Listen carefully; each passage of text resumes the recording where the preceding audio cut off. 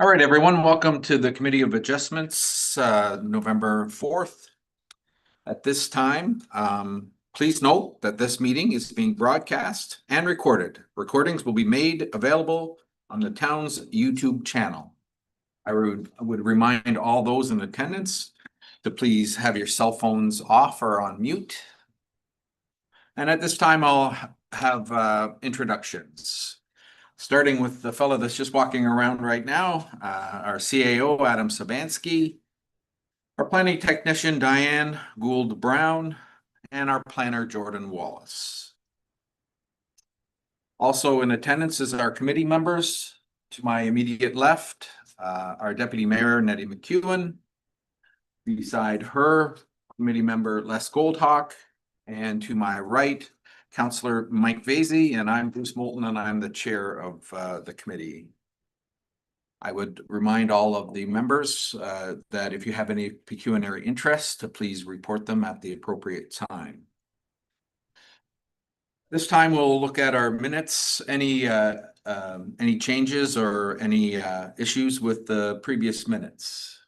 Les? There was one that I had mentioned to Diane, that page 2 for the application on Main Street. The question that I was wanting to ask and that was bringing it forward was why it couldn't be built to the south of the current building. Okay. Any others? All right, I have a motion here by Les Goldhawk, seconded by Mike Vasey, that the minutes from the regular committee meeting of adjustments held October the 14th, 2025 be approved as presented. All those in favor? That motion is carried. All right, we'll move on to our first application. Both are as a minor variance and a severance application. I will read both notices and we'll have a discussion on both, but we will vote on them separately. I have a minor variance application number A-1725. Take notice an application has been made by Sean Eric Taylor and Haley Jacqueline Hanson, Carol Baker and Baker Planning Group as agent with respect to the property known as Lot 34-5 and part of Lot 36, Plan 9, Town of Plympton-Wyoming, 3910 Park Street.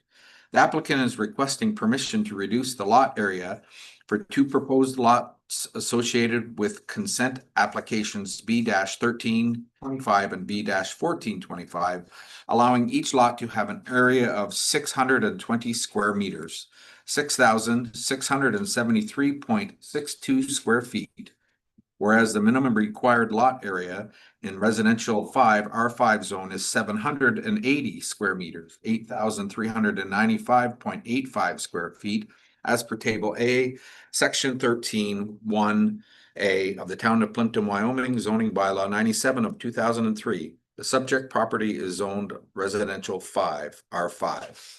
Now, if I have a severance application number B-1325 and B-1425. Take notice an application has been made by Sean Eric Taylor and Haley Jacqueline Hanson, Carol Baker, Baker Planning Group as agent with respect to the property known as Lot 34-35 and part Lot 36, Plan 9, Town of Plympton-Wyoming, 3910 Park Street. The applicant is requesting consent to sever two parcels of land from the property. Each of the proposed lots will have an area of 622.2 square meters, 6,697.3 square feet. The retained lot is proposed to be approximately 782.5 square meters, 8,422.75 square feet. The entire subject property is zoned 5R5 in the Town of Plympton-Wyoming zoning bylaw 97. At this time, I'll refer to our planner, Jordan, for her report. Thank you, Mr. Chair. So the application before the committee for the property known as 3910 Park Street in Kamlaki involves two consent applications to create two new residential lots, along with a concurrent minor variance application to provide a reduced lot area for new lots. The subject property is located on the north side of Park Street between Kamlaki Road and Augusta Street in a residential area surrounded by existing dwellings. The property has previously received two consent approvals, one in 2019 and one in 2022. In both cases, the conditions of approval were not fulfilled within the 2-year period, and therefore the consents lapsed. Those previous applications proposed to create the creation of one new lot and one retained lot. The current proposal differs from those earlier applications as it seeks to create two new lots in addition to the retained lot rather than both provincial and municipal policies support this type of modest residential infill and intensification within service settlement areas. These types of infill proposals make efficient use of existing infrastructure while contributing to the local housing supply. The application aligns with the provincial planning statement, the County of Plympton official plan, the Town of Plympton-Wyoming official plan, and which promotes compatible growth and efficient use of service land. In terms of zoning, the retained lots meets all requirements for the R5 zone, including minimum lot area and frontage. But it should be noted that the front yard setback on the retained lot is an existing non-compliant condition. The two separate lots do require a minor variance to allow for the reduced lot areas. However, they otherwise meet all other zoning provisions, including frontage, setbacks, maximum lot coverage, and parking requirements based on the proposed building envelopes shown in attachment 2. In terms of neighborhood character and compatibility, the proposed lots are consistent with the established pattern of development in the area, including the immediate block where the property is located or where the proposals are located. Each lot will accommodate a single detached dwelling, maintaining the existing low-density residential character. The surrounding properties exhibit a mix of lot sizes and frontages, which supports the appropriateness of this modest form of infill. The configuration of the lots and the anticipated building envelopes will ensure that future development remains both visually and functionally compatible with the character of the neighborhood.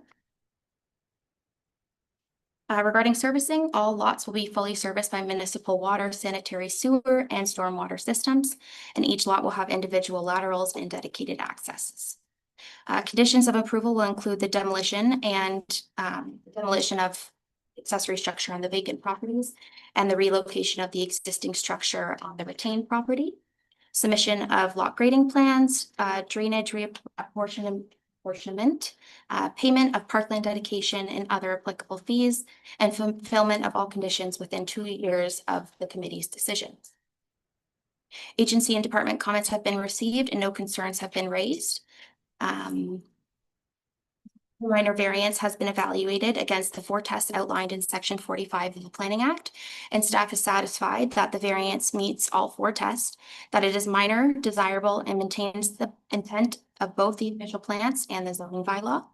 Based on these considerations, the applications represent sound planning principles, and staff recommends approval of both severances and the minor variance subject to the conditions outlined.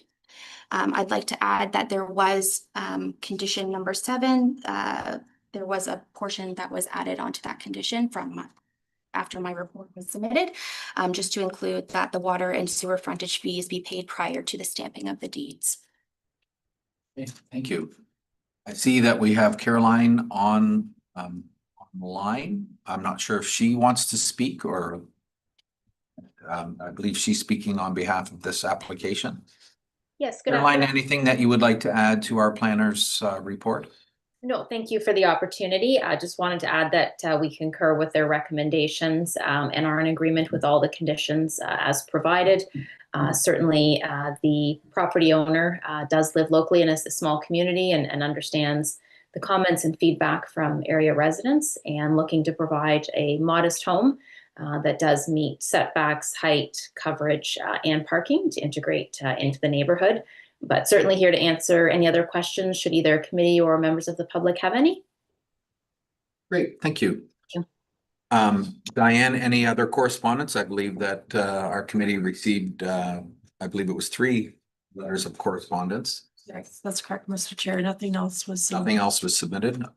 Committee, you've all had an opportunity to read those, that correspondence. Thank you. At this time, I will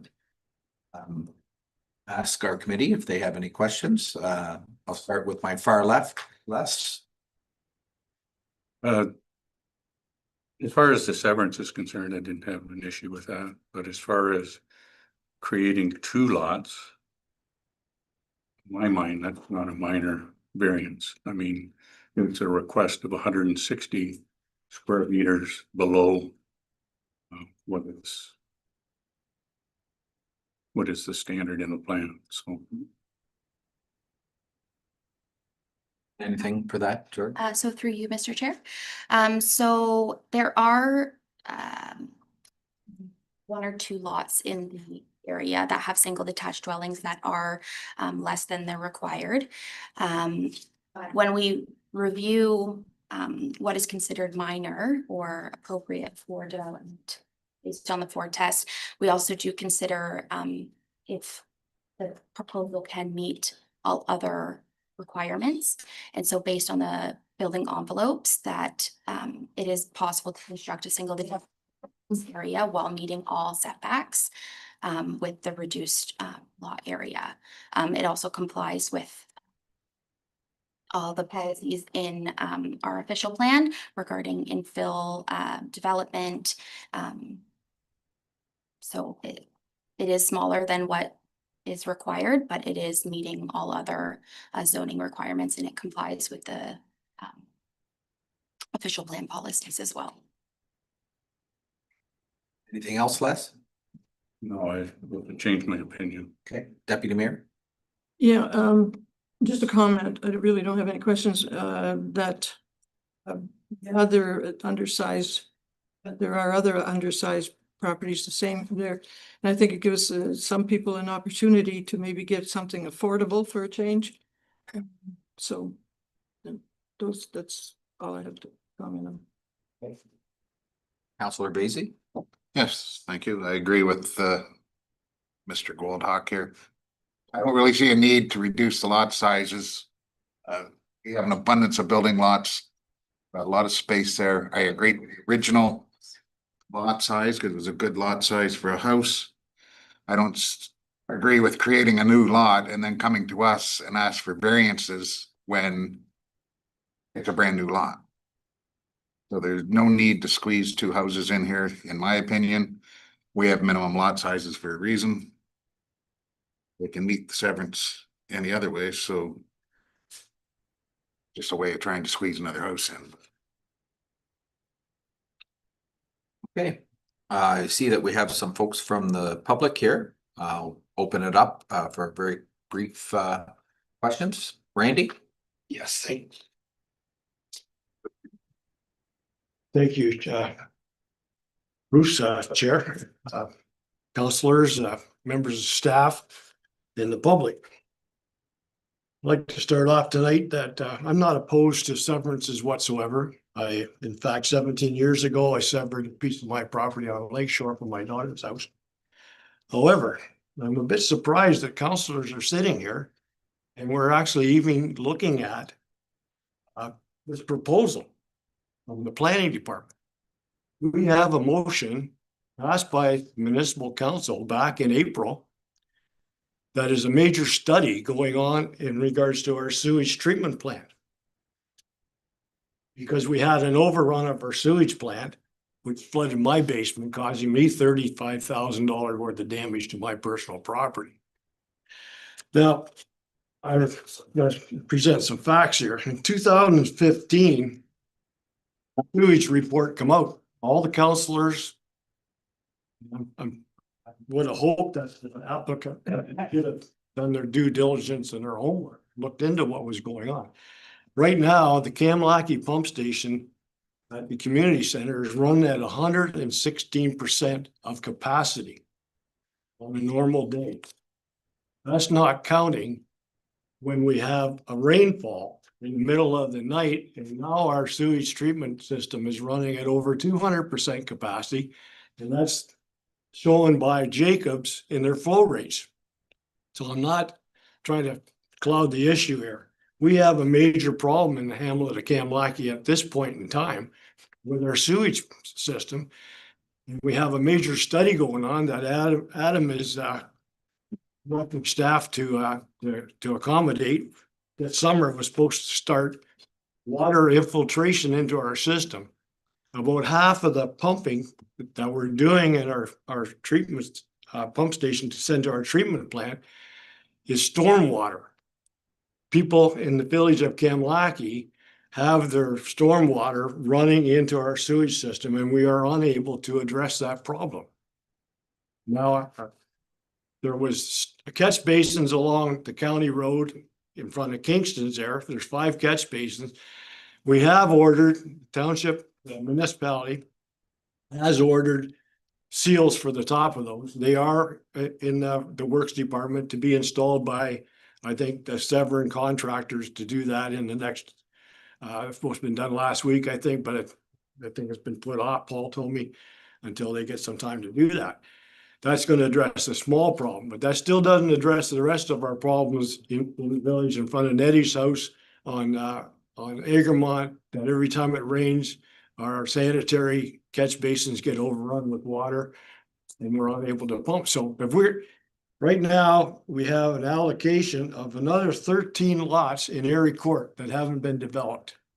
We got 4 more units on Egremont that are going to come on stream. I personally have 4 lots, and my personal friend has 4 lots on Augusta Street, just around the corner from this application, that have sewage laterals actually paid for back in 1995, that I'm unable to develop those lots. So Randy, I just want you to, not that I want to take your time, but I want it to be brief and really focused on this application. Yes, well, we're focusing on this application. My point is that this committee should not even be looking at this application because we don't have the infrastructure to support 1 lot, as Mike said, let alone 2 more lots. Now, I'm not opposed to those lots at some point in time. At some point in time, when we have our upgrade to our sewage system, we'll be able to handle those 2 lots. But just with the existing houses we got on there, now, we can't handle more coming on stream. Erie Court, they're allocated. My lots are allocated. These 2 lots that are being asked for, they weren't allocated in the report in 1995 when the sewers were designed, and they weren't allocated in the 2015 report. So you can't add 2 houses to a sewage system that can't handle it. Where are they going to put their sewer? Where's that going to go? So Randy, I'm going to refer to our CAO who's sitting beside me. Adam, would you like to respond? So yes, the wastewater master plan has identified the need to upgrade the infrastructure. Yes, there is an infiltration problem which Public Works is currently addressing to the best of their abilities. There currently is no moratorium in place by council for infill lots in any of those areas in Plympton-Wyoming. So although we are able to control large scale development through the plan of subdivision agreements to ensure that they do not add large numbers of lots not contemplated in the wastewater master plan, the wastewater master plan nor council have prohibited infill of lots as generally. Infill of lots are generally seen as good development as it increases density, which is less strain on the systems overall. So I fully understand that. So then I'll also go to the planner here, and they mentioned stormwater. Now, I don't know if the planner has actually physically walked that area and saw that property, I'm not sure. But the stormwater management down Park Street, down Augusta Street, through to Water Street, that whole area is not, in my opinion, up to what should be for handling storm water. So to put another 2 houses there, say we have storm water. A further item for this committee to understand is there's no hydro. How can you approve 2 lots, and how can the planner say that the infrastructure is there? I didn't see any report from Ontario Hydro One, because I know for a fact I had Hydro One out on the property on Augusta Streets, and we spent a considerable amount of time reviewing the infrastructure, and that whole hydro infrastructure down from the old mill all around Park Street, Warehouse Street, it's all bad news. It's all overloaded. And he told me that they're going to come in there if somebody had a request If I wanted to put 4 lots in there, to want to be 8 lots in there, there's another 47 lots that Southside has in there. If we want to build in there, we're gonna have to put a major upgrade to the hydro system. Because every new house now, the law is on 2 lots, so that would be 400 amp services that you need. You need a 400 amp service to service those 2 lots. I don't know if the applicants looked at that, but there's not the infrastructure on the poles and transformers to handle that hydro. So we shouldn't be approving. We don't have the sewer system. We don't have a hydro system. We don't have the stormwater system. And I'm not opposed to the lots. Absolutely. We need to be filling in the small spaces and building reasonable housing, but we can't put the cart before the horse. We have to have the stuff in the ground to support the lots. Thank you very much. Anything to want for that? As far as hydro goes, the town is not able to manage Hydro One. It is between the property owner to service those lots with hydro or sell them unserviced. Depending on the scope of severance, we have asked that hydro be installed to those lots. I was scanning these conditions to see if we have asked for that today, but in the past on larger scale developments where it's been 5, 6, 7 lots, we have asked that hydro services be provided prior to the stamping of the deeds. Again, with the sanitary services, yes, the wastewater master plan identifies the need for improvement. We are doing the engineering currently for those improvements and hope to be in the next 2 to 3 years. Yes, we do have an I&I study that identifies the Kamlaki areas as a area higher than average infiltration into our sewers, and we are taking provisions to minimize that as well. Again, there is no council endorsed moratorium on severances in this area for infilling purposes. And there is drainage infrastructure at the road. It's not modern drainage infrastructure, but there is drainage infrastructure currently existing at the roadway. Thank you. My comments will be much briefer than Randy's. Similar though, the 2015 sewage report states that the sewage pump for this project has 116% of allocated capacity. How can you add more lots to a pump that is already over capacity? This project as presented will get allocation for free, therefore pushing the cost of the upgrades onto taxpayers and other allocated property owners. Thank you. Any others from the audience? Okay, Caroline, you've heard what our committee have asked, as well as some of the public. Anything to add before I call the motion? No, thank you. I appreciate the opportunity. I did just want to clarify that as part of the submission, the property owners did retain a civil engineering consulting firm that prepared a detailed functional servicing and stormwater management report that was submitted and reviewed by staff. Does include items such as an oil grit separator and how to direct the stormwater. So that has been considered leading into the size of the lots and how they would be serviced.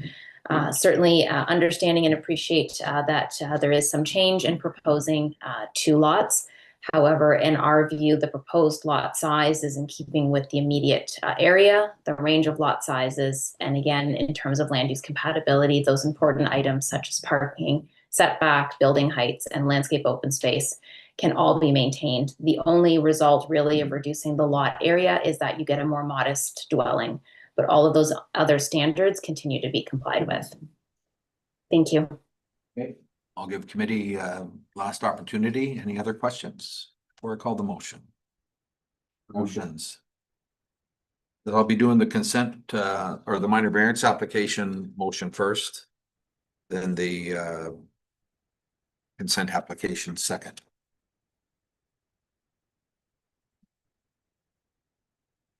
Questions? All right, I have a motion here by Nanda McEwen, seconded by Mike Vasey, that the minor variance application A, that 1725 requesting relief, section 13.1A of table A, the town of Plympton-Wyoming zoning bylaw 97 of 2003 for the minimum lot size be approved, subject to the following conditions. Number 1, approval of consent application. B-1325 and B-1425, and completion of all associated conditions of said consent to the satisfaction of the town. Number two, any development of buildings on the retained and new lots must ensure that the property is generally maintained and that drainage waters are not diverted onto neighboring properties and that weeds and grass are always maintained within 8 inches, 20 centimeters or less. So I'll call the question on that first motion. Oh, sorry. I have a question then. I won't, because I want to be clear whether or not it's the severance of the property or the approval of the law. Jordan? So the first is just a minor variance. In order for the next, which would be the consent application, would be voting. That has to be approved in order, this has to be approved before this is approved. So it's the severance first. Yes. Does it not say for Minor variance application first. the Second, creation of second. new lots, so. Yes. Sorry, through you. You would have to have the minor variance approved to then have the lots created at that size. So the minor variance is first and then the creation of the severance for the lots, the proposed size. So the first motion would be for the minor variance and then the Severance? of this, yeah, that would be, they're contingent on each other. You can have one without the other, essentially. You have one without the other. For you, the lots would not be permitted to be the size that proposed without the minor variance. That's what I want to get clear. You got me huge. All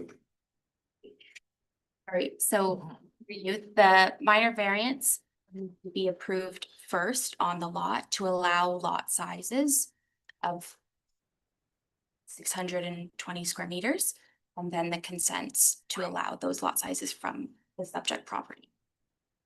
That is the process.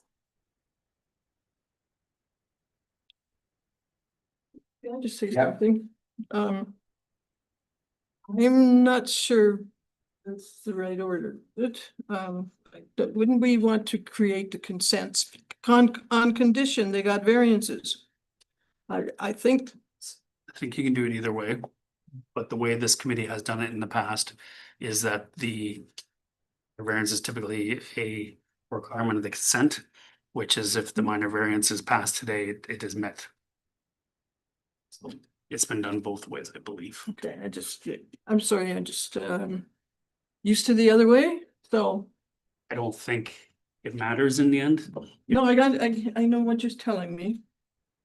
Well, I have a motion on the floor. And what is that motion right now? It's the variance to allow The variance smaller to size lots.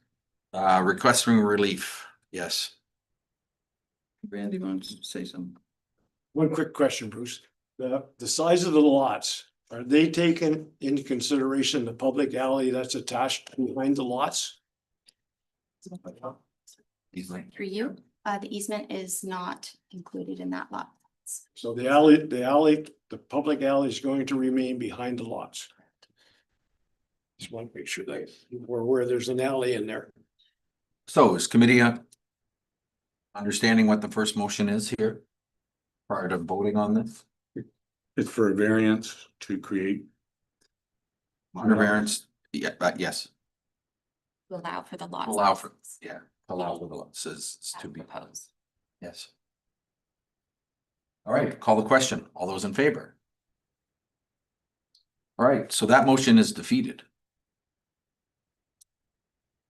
So I'll ask for clarification. I don't believe the second motion can to be read. Well, their applications, they have to be read. Oh, I can read them, but go ahead, Jordan. As the variance was not approved, therefore the severance no longer meets the criteria for zoning. So I would think that you would have no choice now but to vote to turn it down as it does not meet zoning. Okay.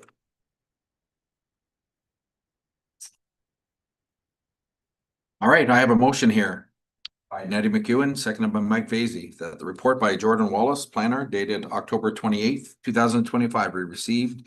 The consent application B-1325 and B-1425 requesting permission to sever approximately 1,244 square meters, 13,390 square feet for the creation of two approved lots, two lots be approved subject to the following conditions. That the concurrent minor variance application A-1725 be approved. The variance is requested. Recognize that the proposed lot areas do not meet the minimum lot area requirement for the residential R5 zone as set out by section 13.1A of the table, the town of Plympton-Wyoming zoning bylaw 97 of 2003. Number two, before the severance is finalized, the existing accessory structure shed on the severed lot, severed B, shall be demolished, and the existing accessory structure, shed, garage, on the retained parcel shall be relocated to the rear property in accordance to all applicable provisions of the town of Plympton-Wyoming zoning bylaw 97 of 2003. A building permit shall be obtained for the relocation. Number three, all proposed plans shall be submitted to and approved by the town with its satisfaction. Number four, each individual property shall be serviced by separate municipal laterals of its own respective property and remain the proposed boundaries or proper easements established. Number five, an owner satisfies the town of Plympton-Wyoming Public Works Departments that storm, water, and sanitary service connections be provided to the severed and retained lots in compliance with the streets bylaw. Number six, the owner satisfies the town of Plympton-Wyoming Public Works Department that individual accesses be located on the severed and retained lots and installed in compliance with the streets bylaw. Number seven, water and storm services must be installed to the property line of the severed and retained lots by means service installation application in accordance with the streets bylaw, and that the water and sewer frontage fees be paid before the stamping of the deeds. Number eight, a cash in lieu of parkland dedication fee is paid prior to the stamping of the deeds. The fee is to be calculated as per the Planning Act, and the value of the land is to be determined by an appraisal carried out by the town appointed appraiser. The applicant is responsible for all costs associated with the appraisal. Excuse me. Number nine, all Drainage Act assessments applicable to the lands be reapportioned in the retained lands and the severed lands according to the agreement provided by the town and signed by the respective property owners of each of the retained lands and the severed land. The parties cannot mutually agree the apportionment, or if the town does not approve, the town shall instruct an engineer in writing to apportion the assessment among the parts into which the land was divided, and the applicant shall pay the engineering fees for such apportionment. The fees will be paid prior to the stamping of the deeds.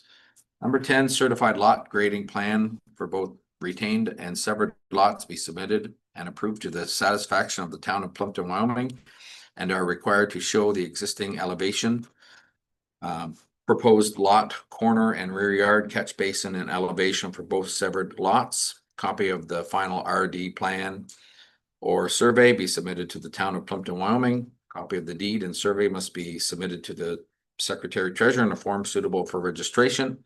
All additional severance related fees required by the town shall be paid prior to the endorsement of the severance documents. Such fees may include, but are not limited to, development charges and building, septic and plumbing fees as they relate to permit issuance. And number 14, the conditions must be met and survey and deed be presented within 2 years from the date of the decision or the consent will lapse. I'll call the question on that. Go ahead, Adam. Chairperson, may I suggest that in the situations where an applicant has not gotten the support of the committee for a minor variance, we have in the past given them the opportunity to request their application be deferred so they can decide whether or not they want to amend their application to meet the zoning bylaw, which alleviates the requirement of a variance. Okay. Committee? I agree with that. Definitely.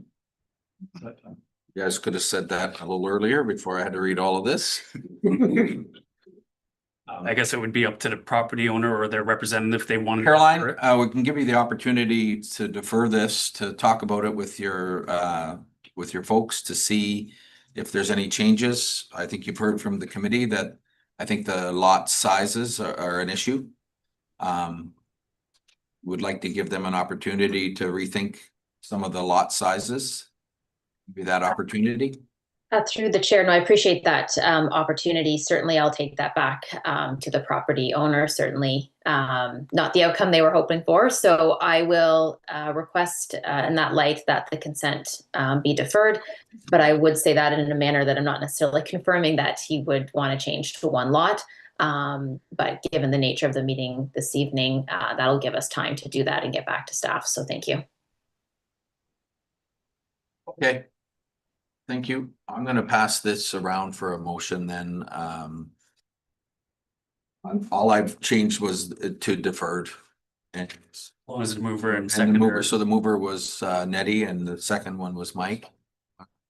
Okay, so to expedite this.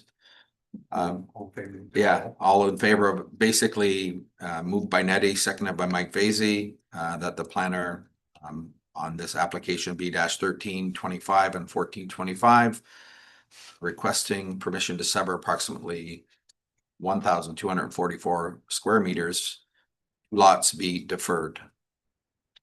Did we not put in a reason for asking for deferral or? Subject for the following conditions. Well, I believe the, At the there's no request of the conditions. applicant. Okay, yeah, okay. Let's scratch those conditions. I will. Yeah, you, I think you should read it all again, just. yeah, I'm good. Don't tell them that. Next application. Next one, this is long. All those in favor? That motion is carried. Sorry for the confusion, everyone. I guess we do have to, because the first motion was defeated. There is a 20-day appeal period for that motion. I know that there will be discussion with our planner the next little bit. But there still is an appeal process for the first application, for the first motion of first application. All right. We'll move on to our second one.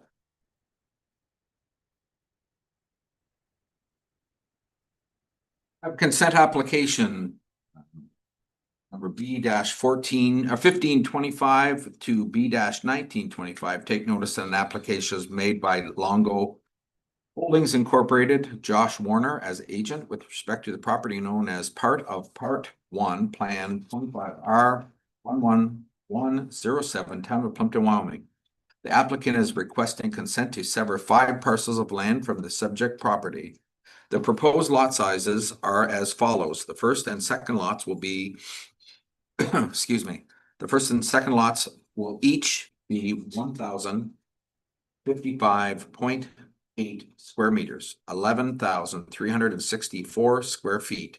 The third lot, 1,053 square meters, 11,338.7 square feet. The fourth lot, 1,006.6 square meters, 10,834.9 square feet. And the fifth lot, 840 square feet, 9,041.7 square feet. The retained lot is proposed approximately 27 hectares, 67 acres. The entire subject property is zoned residential 5 R5H, an agricultural area in the town of Plympton-Wyoming zoning bylaw. At this time, I will refer to our planner once again, Jordan, for her report. Mr. Chair. So the application before you is requesting consent to sever approximately 0.5 hectares or 1.24 acres of land from a larger parcel to create 5 new residential lots. Each of the proposed lots exceeds the minimum zoning requirements, with lot areas ranging from 840 square meters to 5.8 square meters, with frontages of at least 20 meters in width. I believe the frontages range from 20 meters to 20 meters. The retained lot will remain approximately 27 hectares or 67 acres. The proposed lots are located south on the south side of Sault Doctor, within an urban settlement area. They are adjacent to the new subdivision to the north, existing residential dwellings to the west, a woodlands and agricultural lands to the east and to the south. The proposal aligns with the provincial planning statement, the County of Lambton official plan, and the Town of Plympton-Wyoming official plan, which all support growth within service settlement areas and again, not with residential infill. Implemented through phase 1 of the waterside subdivision, these lots have already been serviced by municipal water and sanitary sewer and front onto an existing public road, making efficient use of the existing infrastructure.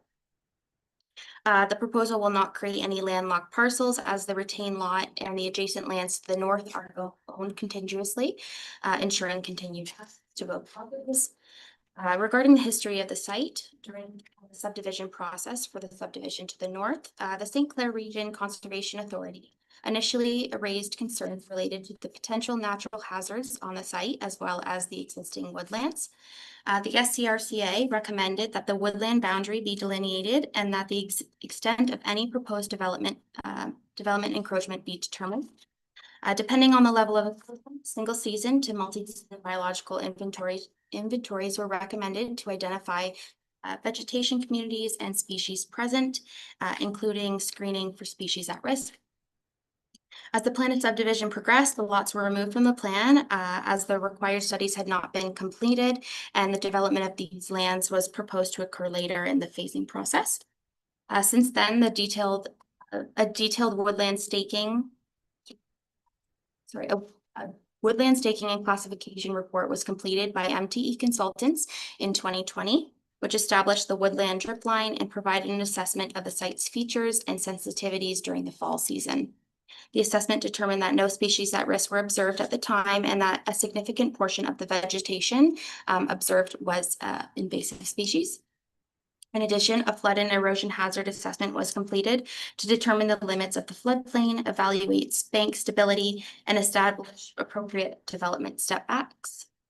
These studies were submitted with the consultation. The SCRCA has reviewed the information and has confirmed that all proposed lots are located outside of the hazard areas and that no further studies are required. It should be noted, however, that any future development within the regulated areas will require SCRCA permits, and all requirements of the County Woodlands Conservation Bylaw must continue to be applied to the woodlands that exist on the proposed lots.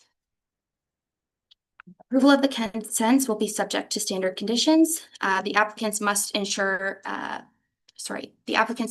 council approval to lift the zoning holding symbol, and all servicing accesses, stormwater and drainage requirements must be addressed in accordance with the town and streets bylaw. Cash and lieu department fees, drainage apportionment, certified grading plans, and submission of the deed and survey documents will also be required. All conditions must be satisfied within 2 years or the consent will lapse. The department and agency comments, the application was circulated to the required departments and agencies, and no comments have identified any concerns with the proposed lots.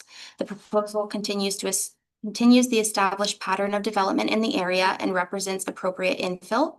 No negative impacts on municipal servicing hazards or neighborhood character have been identified or are anticipated.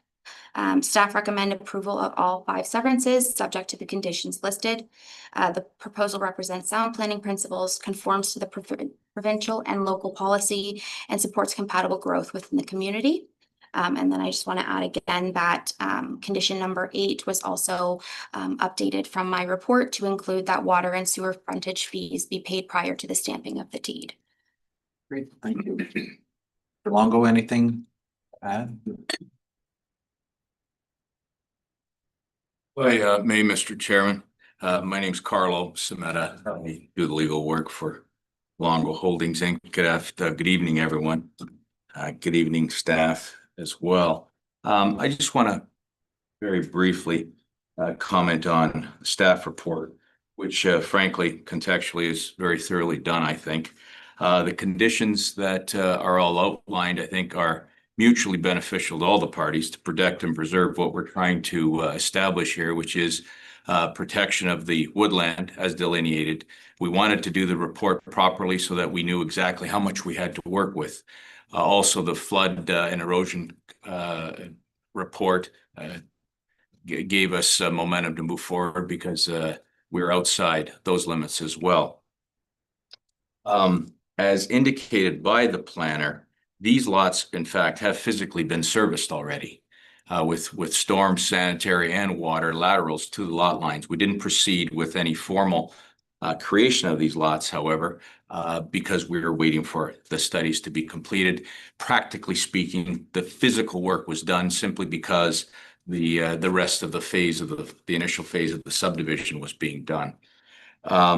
I think the conditions, again, conditions two through 4 properly protect any work within the woodlands, any type of requirement with respect to suitable buildable areas to make sure we do protect and preserve woodland, as well as ensuring that anything taking place inside any area regulated by the St. Clair Region Conservation Authority is in fact done only pursuant to permit. So those conditions, I think, are all appropriate. Condition 1, the rezoning application that's required to lift the holding zone, we plan on submitting tomorrow. And the conditions 5 through 8 speak to the municipal servicing requirements that have already been completed, which of course our engineering people will ensure that staff is satisfied with. The balance of the conditions are normal, expected, and agreeable. I'm pleased to answer any questions. Perhaps I could quickly address the one letter that staff received in opposition, and only to point out that the reports that we did very clearly were intended to ensure protection and preservation of the woodland, were intended to confirm that we were not dealing with lands with any type of floodplain or erosion control area. And there are absolutely no species at risk here. So we are mutually concerned about that. The south limit, for the committee's benefit, the south limit of these lots is approximately 100 meters away from Errol Creek. So there's plenty of room there, just to give everyone a perspective. Those are basically my comments. I'm happy to answer any questions that the committee may have, or staff, if so required. Thank you. Thank you. Diane, any other correspondence that we received? No, Mr. Chair. This time I'll refer to our committee. Councilor Vaizey, I have no issues, thank you. Deputy Mayor McEwen. You know, Jordan, in this, in your background information, you have that the Conservation Authority has confirmed that the proposed lots are located outside the hazard areas and that no further studies are required. In addition, the Conservation Authority no longer regulates significant woodlands, as this responsibility now falls under the town's jurisdiction. So how does that affect these lots? So through you, Mr. Chair. So staff did review where the delineated boundary was of the woodlands, and so reviewed the just 1 minute.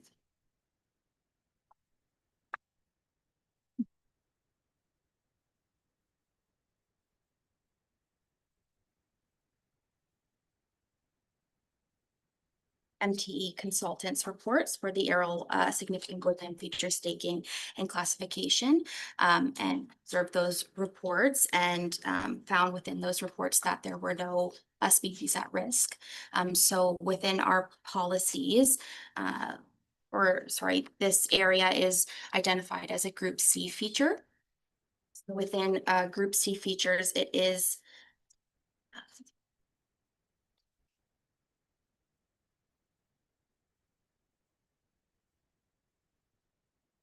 so, sorry. a group C feature that the town can or may require that development within or adjacent to these features, that there is an environmental impact study completed in consultation with the Conservation Authority. So it also may not be required, the town may not require environmental impact studies if no negative impact is anticipated and where,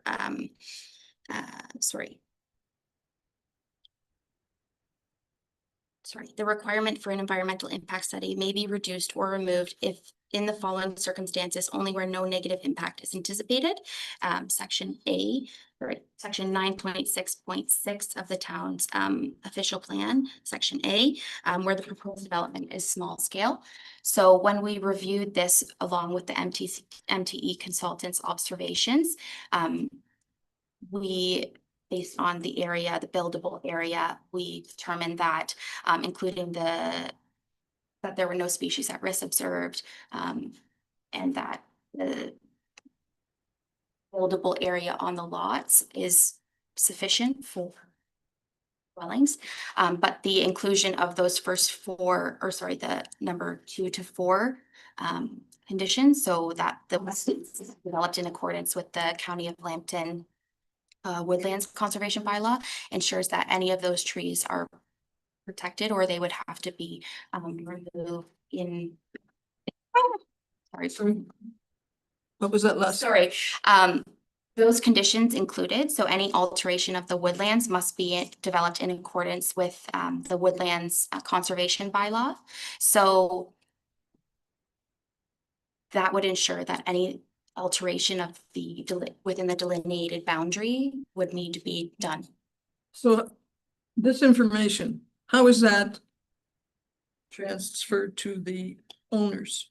Is that done right when they purchase this lot? Because I have a feeling they might not even know anything about this when somebody comes along and buys one of these lots. How do they get that information?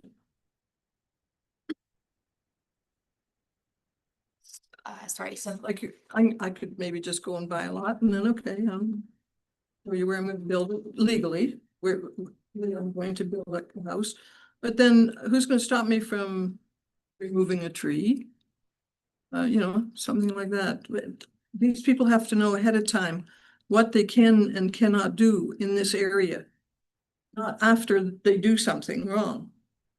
So that's what I'm asking. How, Mr. Samata, maybe you can answer that? If I may through you, Mr. Chairman, the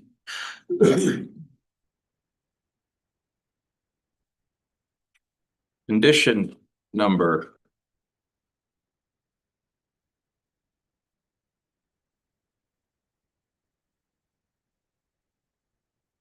3 speaks to a requirement that building envelopes are approved and a buildable area is established into the satisfaction of the town. So what will be very much on record is the submission by the applicant of the building envelopes for these lots, which the town then will hold binding on any subsequent person who submits a building permit. So that Lots. So that's why I wanted. Nobody's caught until they do something wrong. Exactly. Okay. Well, that's why I wanted to start by identifying the comprehensive nature of these conditions. It's well laid out because we want to make sure that we identify the buildable area and it's on record so that when a person submits a building permit application, they know here's where you can build, here's where you can't. Thank you. Letter that we received, the 2-page letter, have you addressed all those issues and concerns that those people had? yes, in terms of, sorry, through you, Mr. Chair. In terms of those 3 conditions would mitigate any issues that they would have or any concerns that they've raised in this letter. So any, like what said, that buildable area we will evaluate when they, the town, will evaluate once they submit to ensure that the buildable area does not encroach into that delineated boundary of the significant woodlands. So when there are any infractions afterwards, it's the town's responsibility. The Conservation Authority has nothing to do with this then, right? Am I correct? With the woodlands, correct? Yeah, okay. Thank you. That's it. Anything else? Not right now. Les? Oh, sorry, Mike. To add to that, so is there not something we can put on the deed that it's protected woodlot? 'Cause in a weekend, I could clear that. Or anybody knows, and then we've, like Nettie's saying, because we've had it. And then all of a sudden, we've got every neighbor everywhere. The damage is done. We can't stop it now. So as we, through the chair. You know, personally, I would want it left there, because that'd be the selling point for me, would be the fact that I got a bush in the backyard. As we found out in recent subdivision agreements, you can't register conditions on the deed. However, you can oblige the seller of the lot to provide notice that the area is under protection and provide a copy of the woodlot study or the appropriate studies to ensure that those future property owners are made aware. It wouldn't be a condition that you could enforce through severance because you can't sell lots till they're severed. So it would be a retroactive condition.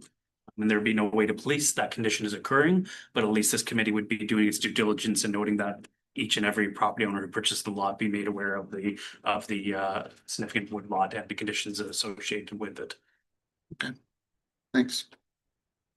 I'm gonna follow up with that, Sure. with the deed, I mean, in the town, there's, there's all kinds of accesses and easements that are shown on the deed. Like this woodland, area that's shown on the. You cannot do that in its current process. You would have to ask for a conservation easement or something of that nature, which are not standard, which puts restrictions on how those lands are accessed and utilized. Would require a deferral of this application and resubmittal, because then you would have to have that easement as its own application separate. It's already on here. You can't register on deed and title in the current function, no. To register those restrictions, you have to put a conservation easement on it.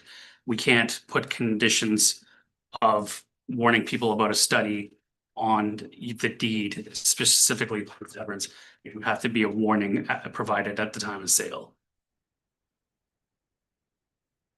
So just to add, in number 3, basically says that, before building, obviously the town can identify the buildable area for each of these lots. So in order to get a building permit, in order for the applicant to make any changes to the building lot itself, they would have to get permission and to be able to do any of that. It should be marked on. And It's in our.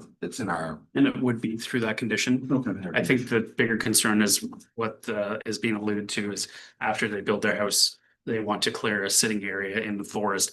How do you prevent that forest area from being cleared for personal use? Mr. Semeta? If I just may add a comment, Mr. Chairman, you also have bylaw enforcement. You cannot alter the woodland. That's subject to the jurisdiction of bylaw 4, County of Lambton bylaw 4 of 2012. So there are penal provisions. It's very simply akin to trying to do anything in an environmentally protected area. It's protected by bylaw. You simply can't do it. And if you do something in violation, you're prosecuted. I was just looking for kind of a picture where it shows the property owner where that is Well, on the. that's going to be, sir, if I may, Mr. Chairman, through you, we very much intend on supplying that with the building envelope submission we provide. We want buyers to know. This is, I mean, I think someone alluded to this, and I agree with the comment from Councillor Vasey. We need to look at this very much as a selling feature. We want the environment protected and preserved. We're not asking for any concession whatsoever. In fact, the opposite. So we're very much aligned with staff and with the thinking on this. So we're comfortable with the bylaws being in place that clearly outline what you can and can't do. And we are prepared to make our submission of building envelopes to the satisfaction of the town, which are fully in full compliance with what the bylaw provides. Thank you. Anything else, committee? We'll open the floor to anyone from the public that would like to have anything to say. Okay. Nothing else from our committee? All right, another long one here, but I have a motion by Ned McEwen, second by Les Goldhawk.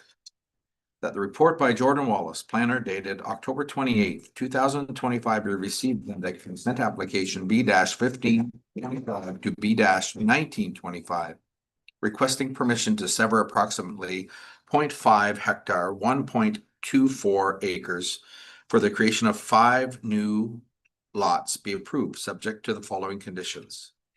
Number 1, that the applicants appear before council to lift the holding symbol H on the severed properties. 2, that any alteration of the woodlands on the lots be developed in accordance with the Corporation of the County of Lambton Bylaw number 4 of 2012, County of Lambton Woodlands Conservation Bylaw. Number 3, that prior to the completion of the severances, the applicant shall submit proposed plans to the satisfaction of the town. The plans shall clearly demonstrate the building envelopes for each proposed lot, identifying the buildable area of it available for structures and establishing an accurate rear yard setback based on the limits of developable land, sorry. Permits, number 4, permits from the St. Clair Region Conservation Authority are required for any site development within the SCRCA regulated area. Number 5, each individual property shall be serviced by separate municipal laterals on its own respective property and remain within the proposed boundaries or proper easements established. Number 6, owner satisfies the town of Plympton-Wyoming Public Works Department that storm, water, and sanitary service connections be provided to the severed lots in compliance with the streets bylaw. Number 7, owner satisfies the town of Plympton-Wyoming Public Works Department that individual accesses be located on the severed and retained parcels and installed in compliance with the streets bylaw. Number 8, water, storm services must be installed to the property line of the severed lots by means of service installment application in accordance with the streets bylaw, and the water and sewage frontage fees be paid before the stamping of the deeds. Number 9, a cash in lieu of parkland dedication fee is paid prior to the stamping of the deeds. The fee is to be calculated as per the Planning Act, and the value of the land is to be determined by an appraisal carried out by the town appointed appraiser. The applicant is responsible for all costs associated with the appraisal. Number 10, all Drainage Act assessments applicable to the lands be reapportioned between the retained lands and the severed lands according to the agreement provided by the town and signed by the respective property owners of each of the lands and the severed lands. Excuse me, if the parties cannot mutually agree with the apportionment or the town does not approve, the town shall instruct an engineer in writing to apportion the assessment among the parts into which the land was divided, and the applicant shall pay the engineering fees for such apportionment. The fees will be paid prior to the stamping of the deeds. Number 11, to provide an overall certified grading plans showing proposed lot, corner and rear yard catch basin used for all 5 lots. Number 12, a copy of the deed and survey must be submitted to the Secretary Treasurer in form suitable for registration. Number 13, additional severance fees as required by the town have been paid before the documents will be endorsed. And number 14, the conditions must be met and survey and deed be presented within 2 years from the date of the decision or the consent will lapse. I'll call the question. All those in favor? That motion is carried. Once again, there's a 20-day appeal period. You can have conversations with planning and between that 20 days. All right, we'll move on to our meeting. So the only business arising that we have is the zoning bylaw amendment. Anything to add, Jordan, to our committee, for the comprehensive zoning bylaw amendment? Nothing at this time. Okay. Any questions from our committee for that or anything to add? Where are we at with that? Or is it still a couple months away or are we? Through you, I believe that we have received the sorry, it's for the comprehensive zoning. Yeah. Yeah, sorry. I believe we have received the settlement. Projected settlement areas. Oh, sorry, the comprehensive zoning bylaw. Oh, That's right. sorry. We are currently in, I believe, the third phase of the review. I know Maria has sent back some comments recently to the planners that are doing the review currently right now. I believe it should still be a few months away, but nothing certain so far. Anything from the committee? So move on to new business. I'll start with our planning department. Any new business, Jordan? For you, we did have an approval for additional residential units zoning bylaw amendment at the last planning council meeting. I believe we're still within the appeal period currently, but that's it's been by council and will be effective immediately. So there are new regulations for additional residential units. So hopefully that will help with minor variances related to them. So Anything, Diane? No, I don't have anything else, Mr. Chair. Adam? Sir. Okay, committee, Mr. Vacy? Nothing for me, thank you. Now just for planning, I think I was reading an article about structures and the lot line. Any word on that? Something about structures that are not over a certain height and whatever, that the province is moving them closer to the lot lines. Did you hear anything on that? I have not heard anything on that. Adam, have you heard?